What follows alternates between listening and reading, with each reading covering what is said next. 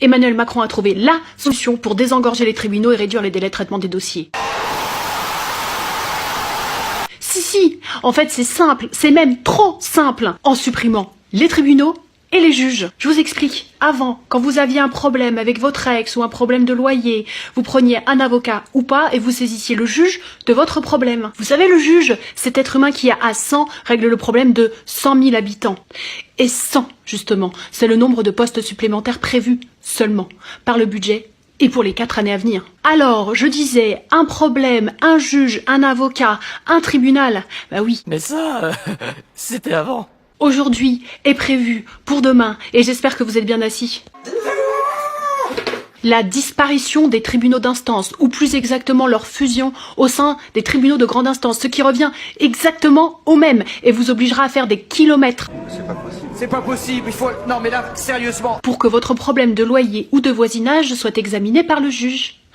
Ah mais non, c'est vrai, j'oubliais quelque chose d'essentiel. Les litiges de moins de 5 000 € seront jugés et traités par des robots.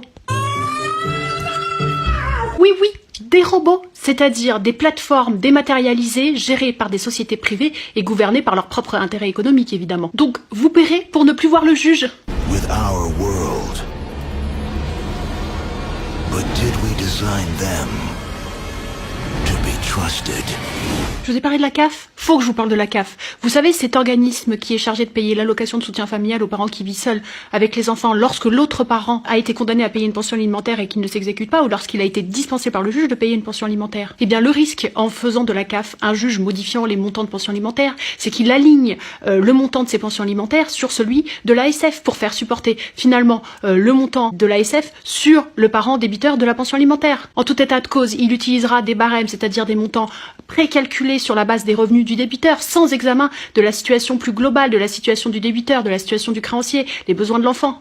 Where's my money? Au pénal est prévue la généralisation des écoutes téléphoniques et des perquisitions sans le contrôle d'un juge, c'est-à-dire potentiellement des atteintes très importantes à votre vie privée, à votre intimité, sans limitation dans le temps et sans que vous ne le sachiez évidemment.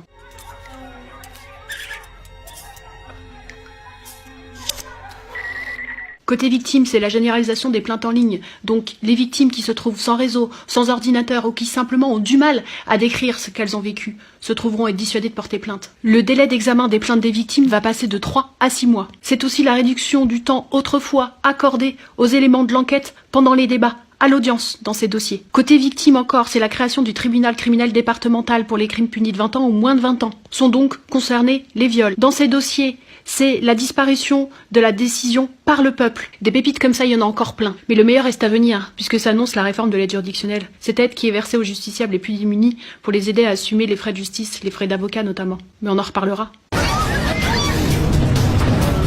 Une deuxième déflagration, encore plus violente que la première, secoue l'appareil.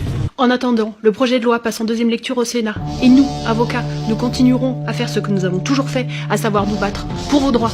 Tous ensemble, tous les barreaux réunis, nos instances réunies. Parce que le combat, c'est dans notre ADN.